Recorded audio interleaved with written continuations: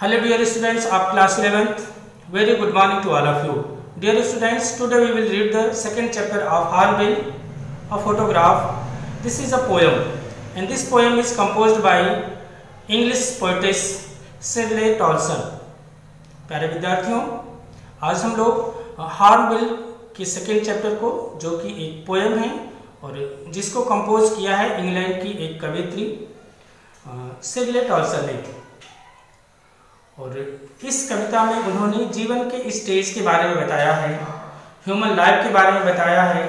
और वो कहती हैं कि जीवन बहुत ही छोटा है, the life is short lived. जीवन बहुत ही छोटा है। चाइल्डहुड जल्दी यूथ में स्लिप हो जाता है और यूथ यानी कि युवावस्था बहुत जल्दी बुढ़ापे में, ओल्ड एज में शिफ्ट हो जाती है। और इंसान जब बीते समय को याद करता है तब वह बहुत ही ज़्यादा दुखी होता है। जब पुरानी बातें उसको याद आती हैं तो उसको सोचकर बहुत ज़्यादा दुखी होता है। जैसे कि कोई इंसान अब बूढ़ा हो गया है, अब वो सोच रहा है कि वह युवावस्था में कितना सुंदर था, कितना हैंडसम या कितना ब्यूटीफुल था। तो अब उन चीज़ों को सोच करके वह दुखी होता है। तो इसी तरह से पोएटिस ने जीवन के 3 stages, childhood, youth and old age, तीनों का बहुत ही खूबसूरती से वर्णन किया है। और इसके वर्णन के लिए, इन तीनों अवस्थाओं के वर्णन के लिए उन्होंने अपनी मदर का सहारा लिया है। उन्होंने अपनी मदर का चित्रण यहाँ पर किया है। जिस तरह से अभी पिछले चैप्टर में हम लोगों ने पढ़ा a portrait of a lady में कि किस तरह से सरदार खुशवंत सिंह ने अपनी दादी का वर्णन किया था, उनका चित्रण किया था और उन्होंने एक ह्यूमन रिलेशनशिप की चर्चा की थी। तो उसी तरह से यहाँ पर जो इंग्लिश पोएटिस हैं शिरले टॉल्सन, वो जीवन के स्टेज के बारे में बात कर रही हैं। तो चलिए हम लोग देखते हैं वास्तव में इस पोएम के द्वारा पोएटिस हमें क्या बताना चाह रही है और किस तरह से लाइफ के 3 स्टेजेस का वर्णन कर रही हैं। Let start a photograph composed by Shirley Tolson. The cardboard shows me how it was when the 2 girl cousins went paddling, each one holding one of my mother's hands, and she, the big girl, some 12 years or so.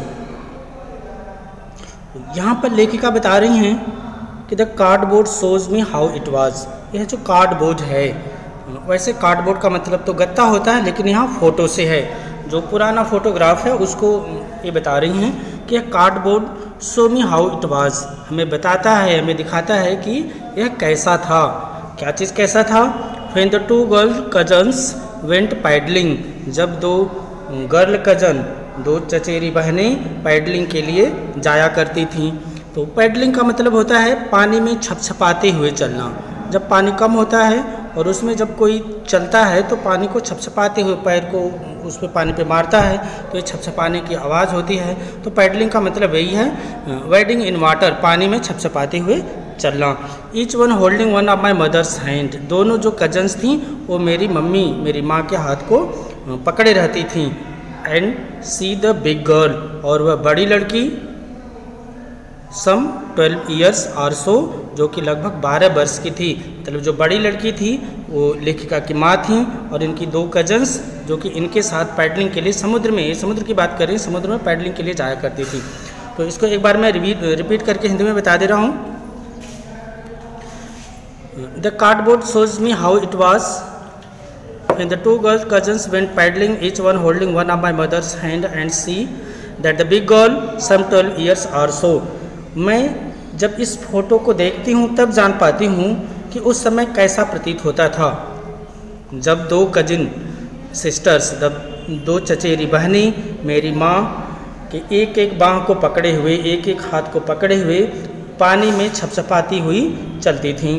तथा माँ, वो जो बड़ी लड़की है, जो बीच की बड़ी लड़की होती थी, जिसका हाथ दोनों लड़कियां पकड़ी होती थी, दोनों कजन्स पकड़ी होती थी, वो लेखिका की माँ हैं। और ये कह रही हैं कि she was 12 years old at that time, some 12 years are so, वह तब या तो 12 वर्ष की थी या उसी के आसपास थी।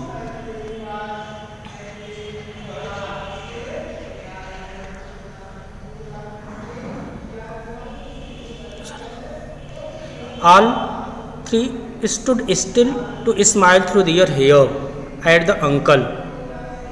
With the camera. अब करिए वो तीनों ही लड़कियाँ, तीनों लड़कियों में कौन कौन, एक जो लेखिका की माँ हैं और दो उनकी कजन सिस्टर्स, ये तीनों ही लड़कियाँ बिल्कुल स्टिल मीन्स बिल्कुल शांत खड़ी हो रहती थीं और अपने बालों से का मतलब उनके जो बाल थे वो आगे उनके चेहरे पर गिरे हुए थे और उन्हीं बालों के बीच से मुस्कुरा करके अपने अंकल को देखती थीं।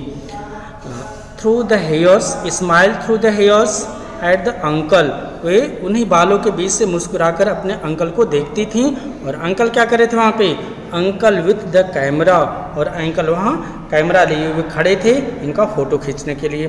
तथा वे तीनों स्थिर खड़ी हुई कैमरा लिए खड़े चाचा की ओर देखकर अपने बालों में से मुस्कुरा रही थी। My mother's that was before I was born, मेरी माँ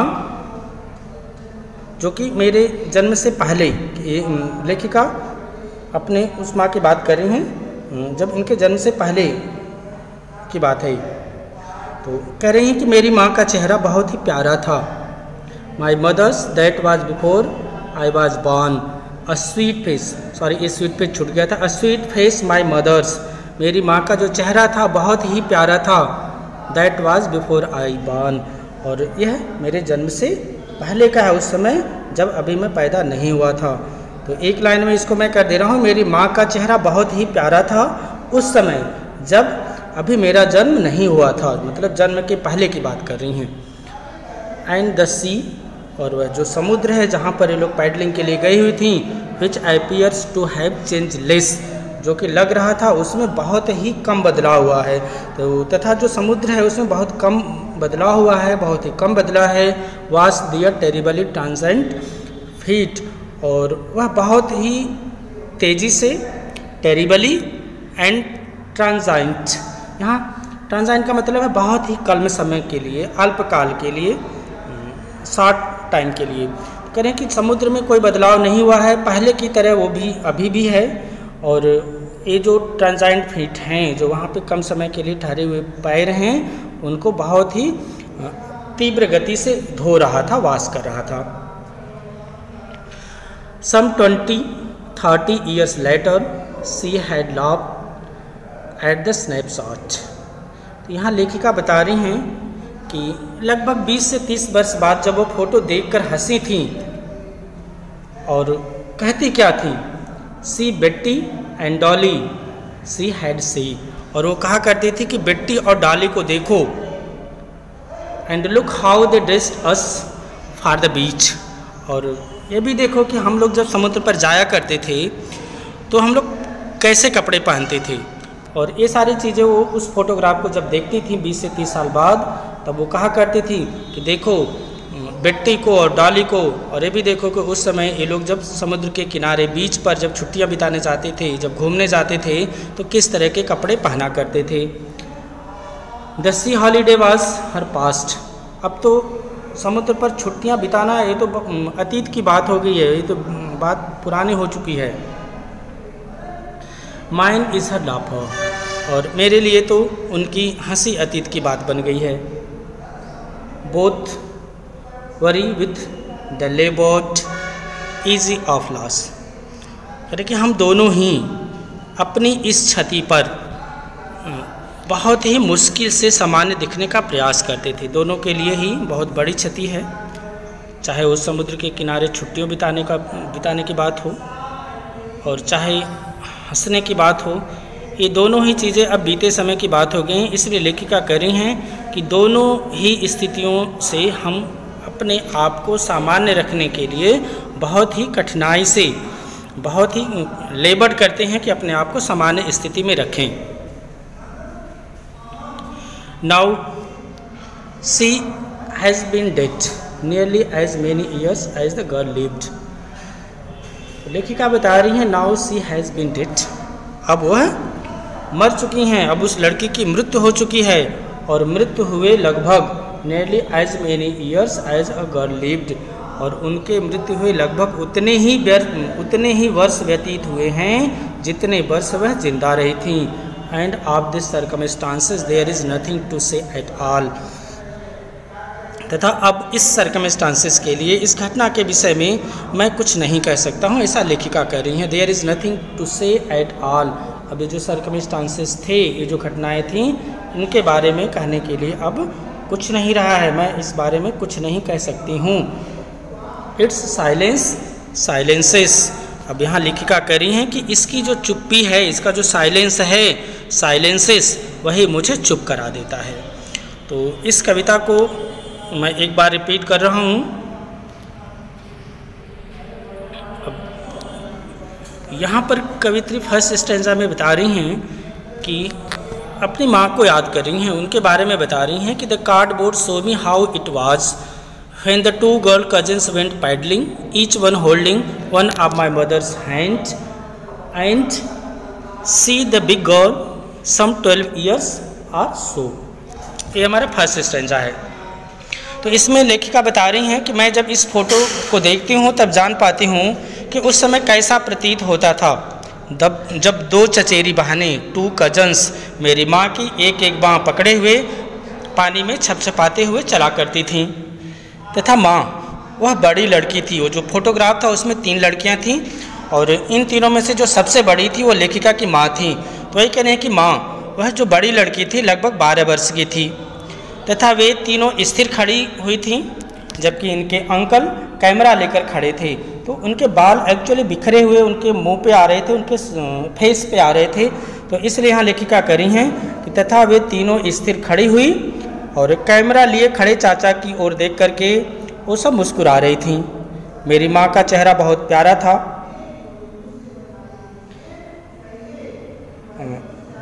A sweet face, my mother's, that was before I was born, and the sea, which appears to have changed less, was their terribly transient fate। तो लेखिका यहाँ बता रही हैं कि मेरी माँ का चेहरा बहुत ही प्यारा था उस समय जब मेरा जन्म नहीं हुआ था, तथा जो समुद्र है जिसमें बहुत ही कम बदलाव हुआ है, उसने अत्यधिक और अल्पकालिक शॉर्ट लिव्ड जो वहाँ पर फीट थे, फीट किसके थे, 2 कजन और एक जो बड़ी लड़की जो लेखिका की माँ है, उनके पैर थे, उनको वह धो रहा था, वाश कर रहा था। Some 20-30 years later, she had laughed at snapshot। तो लगभग 20-30 वर्ष बाद जब इनकी माँ फोटो को देखती थीं तब वो हंस दिया करती थीं, और हंसकर क्या कहती थीं, कहती थीं सी बेट्टी एंड डॉली, सी हैड से, वो कहा करती थी कि बेट्टी और डॉली को देखो, and looked how the dressed us for the beach, the sea holiday was her pastime, mine is her laughter, both worry with the laboured case of easy. तो यहाँ लेखिका बता रही हैं कि इनकी मम्मी कहा करती थी कि देखो बिट्टी और डॉली को देखो, और ये भी देखो कि जब हम समुद्र के किनारे घूमने जाया करते थे, छुट्टियां मनाने जाया करते थे, तब कैसे कपड़े पहना करते थे। समुद्र के तट पर बिताई गई छुट्टी उनके लिए अब बीती हुई बात हो चुकी थी, उनके लिए अब अतीत की बात बन गई थी। और लेखिका कह रही हैं कि मेरे लिए तो उनकी हंसी अब अतीत की बात हो गई है, क्योंकि इनकी माँ अब इस दुनिया में नहीं है, अब वो तो दुनिया में है नहीं। इसलिए लेखिका कह रही हैं कि माइन इज़ हर लाफर, और मेरे लिए उनकी जो हंसी है वह अब अतीत की बात बन गई है। तथा इसकी जो क्षति हुई है, लेखिका के लिए उनकी माँ की हंसी अतीत की बात हो गई, और बाकी लोगों के लिए जो समुद्र पर छुट्टियों बिताने की बात थी वो अतीत की बात हो गई है। तो लेखिका इन लोगों के लिए जो यह लॉस है, जो क्षति हुई है, जो लॉस है, इस पे सामान्य होने के लिए दोनों ही मुश्किल से प्रयास करते हैं। तो लेखिका कह रही हैं कि इस स्थिति पर हम दोनों मुश्किल से सामान्य दिखने का प्रयास करते हैं। Now she has been dead nearly as many years as the girl lived, and of the circumstances there is nothing to say at all, its silence silences। तो लेखिका कह रही हैं कि उनको मरे हुए लगभग उतने ही वर्ष व्यतीत हो गए हैं, उतने ही वर्ष बीत गए हैं जितने वर्ष वह जिंदा थीं। अगर वह 80 वर्ष जिंदा थीं तो उनको मरे हुए भी आज से 80 वर्ष हो गए हैं, 80 ईयर्स हो गए हैं। तो वही कह रही हैं कि उनकी मृत्यु हुए उतने ही वर्ष लगभग हो गए हैं जितने वर्ष वह जिंदा रही थीं, तथा इस घटना के विषय में कहने के लिए और कुछ भी नहीं रहा। मैं अब इस घटना के बारे में कुछ नहीं कह सकती हूँ, इसकी चुप्पी ही मुझे चुप कर देती है। It's silence silences. I hope आप लोगों को ये कविता अच्छी तरीके से समझ में आ गई होगी। अगर कहीं से कोई डाउट है, कहीं से आपको प्रॉब्लम है, तो आप अपने इस डाउट को शेड्यूल टाइम पर आप क्लियर कर सकते हैं, उसके बारे में डिस्कस कर सकते हैं। Thanks for watching this video. Have a nice day. जय हिंद।